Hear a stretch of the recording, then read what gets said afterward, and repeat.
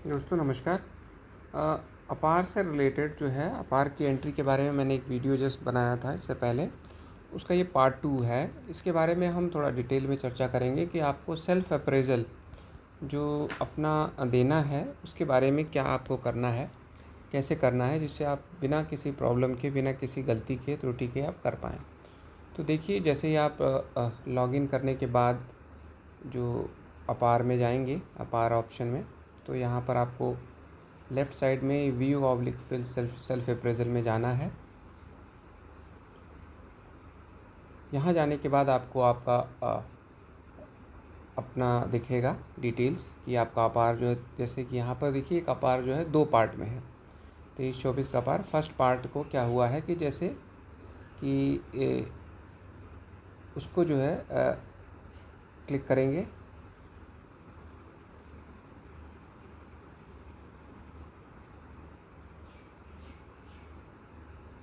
देखिए इसमें क्या हुआ है कि नीचे और सेकंड और ऊपर वाले में एक्शन में 2 तरह की चीज़ें आपको दिख रही हैं। ये समझने वाली है। इसमें क्या बात है कि पहला तो ये है कि ये ऊपर वाला और ये दो दो ऑप्शन में, ये पार्ट 2 पार्ट में पूरा एनुअल कॉन्फिडेंशियल रिपोर्ट बन रही है। तो फर्स्ट पार्ट में क्या था कि जो अप्रूवल करना था, वेरीफाई करना था आपको अपना डिटेल्स के बारे में, वो किया जा चुका है।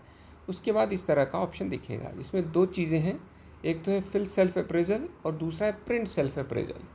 तो इसमें क्या है कि वेरिफिकेशन हो चुका है, अब केवल सेल्फ अप्रेजल भरना है जो कि 8 बिंदुओं में है। उसके बाद जब उसको आप भर के सबमिट कर लेंगे, जो आपके रिपोर्टिंग ऑफिसर हैं उनको भेज देंगे, तो उस चीज़ को आप प्रिंट आउट भी ले सकते हैं यहाँ से प्रिंट सेल्फ अप्रेजल करके। उसी तरीके से सेकंड पार्ट को मैंने अभी टच नहीं किया है, इसको मैं क्लिक करता हूँ तो आपके अपार में जितने भी पार्ट में वो बना होगा, 2 पार्ट, 3 पार्ट, 4 पार्ट, हर पार्ट को आपको वेरीफाई करना है, उसके डिटेल्स को। अब ये देखिए इसमें क्या डिफरेंस है। ये 8 नवंबर से 31 मार्च तक का है। पहले था 1 अप्रैल से 7 नवंबर तक, और ये 8 नवंबर से 31 मार्च तक है।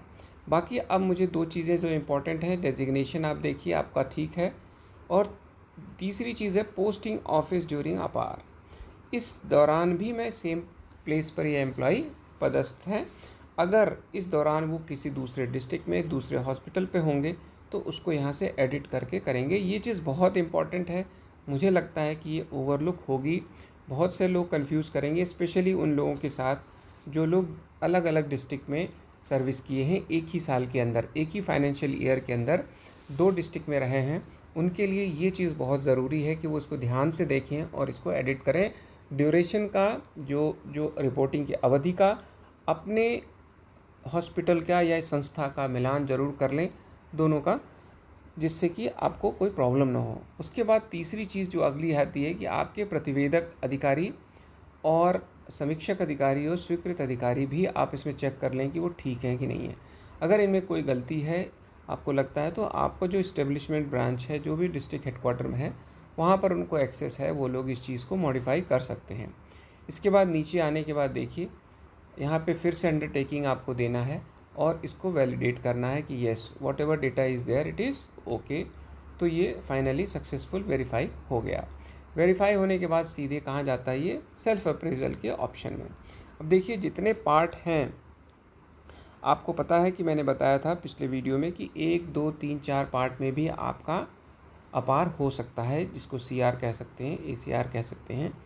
तो आपको ये देखना है कि इसमें जो 8 बिंदु दिए गए हैं स्वमूल्यांकन के लिए, इनको आप भरते समय उसमें क्या आपको देखना ज़रूरी है।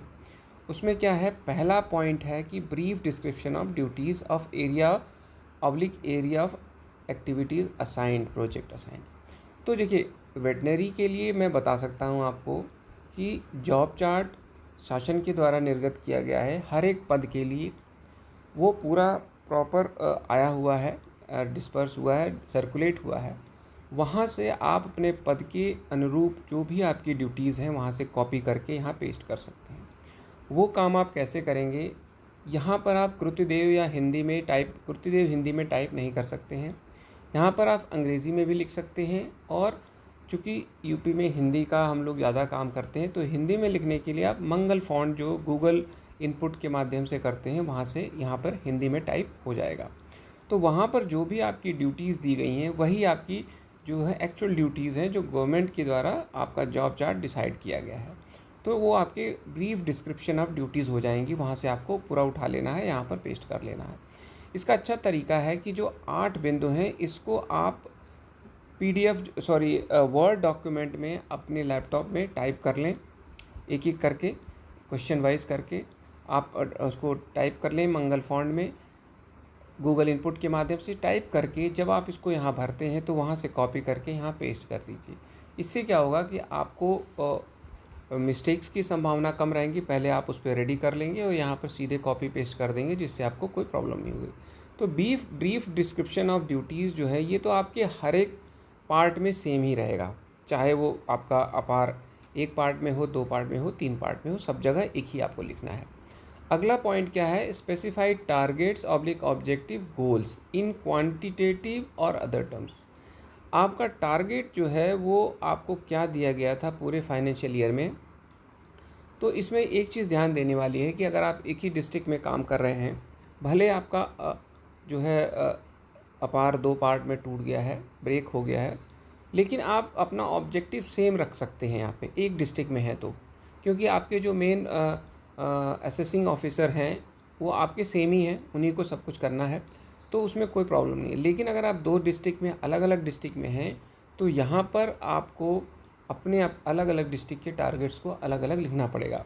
कहने का मतलब ये है कि जब ऑनलाइन आपकी CR लिखी जा रही है तो अब आपको फैक्चुअली एंड क्वांटिटेटिवली आपको काफ़ी डेटा अपने पास रखना पड़ेगा जब आप मूव करेंगे एक डिस्ट्रिक्ट से दूसरे डिस्ट्रिक्ट में, स्पेशली उस केस में। लेकिन अगर आप एक ही डिस्ट्रिक्ट में हैं तो आपको ज़्यादा प्रॉब्लम नहीं है, उसमें कोई इशू नहीं है। तो यहाँ पर आपके सारे टारगेट्स जो हैं आप डेटा वाइज भी लिख सकते हैं या नॉर्मल उसको स्टेटमेंट में भी उसको लिख सकते हैं, शब्दावलियों में लिख सकते हैं, और चाहें तो आप क्वांटिटेटिवली उसको ये भी लिख सकते हैं। इसके बाद ये देखिए, गोल होने के बाद जो है स्पेसिफाई अचीवमेंट्स। इसके बाद क्या हुआ कि आपका अचीवमेंट क्या रहा, गोल के सापेक्ष आपने क्या अर्जित किया, क्या फुलफ़िल किया। इसके बाद अगला पॉइंट है indicate items in which there has been significantly higher achievements. उन गोल्स में से कुछ ऐसे पॉइंट्स होंगे जिनको आपने गोल के टारगेट से ज़्यादा आउटस्टैंडिंग उसमें परफॉर्मेंस आपका रहा होगा, उसको आप यहाँ हाईलाइट कर सकते हैं जिसमें आपका अच्छा परफॉर्मेंस रहा है। इसके अलावा अदर मेजर एक्टिविटीज़ में जैसे आपके बहुत सारे पंडित दीनदयाल उपाध्याय कैंप हो गए, इसके अलावा जो भी आप आदिवासी जो भी अलग स्टेट गवर्नमेंट्स की तरफ से अगर कोई कैंप हो रहा है और अदर डिपार्टमेंट्स की तरफ से अगर कोई कैंप हो रहा है, अगर स्पेशल एक्टिविटीज़ कोई हो रही हैं तो उसमें अगर आपका पार्टिसिपेशन है उसको भी यहाँ पर डिस्क्रिप्शन में आप लिख सकते हैं। अगला पॉइंट है shortfalls with reference to the target. जो आपको गोल दिया गया था उससे संबंधित क्या कमी रह गई उसको अचीव करने में, उसके बारे में अगर आप कुछ डिस्क्रिप्शन लिखना चाहें तो लिख सकते हैं। इसके बाद अगला है specify if any training required. किसी तरह के प्रशिक्षण की आवश्यकता है तो आप यहाँ पर उसको मेंशन कर सकते हैं। उसके बाद जो 8th पॉइंट है वो बहुत इंटरेस्टिंग और इम्पॉर्टेंट है, उसको आपको देखना चाहिए कि इमूवेबल प्रॉपर्टी जो है उसका रिटर्न हमको भरना होता है हर साल, एवरी ईयर आपको भरना रहता है।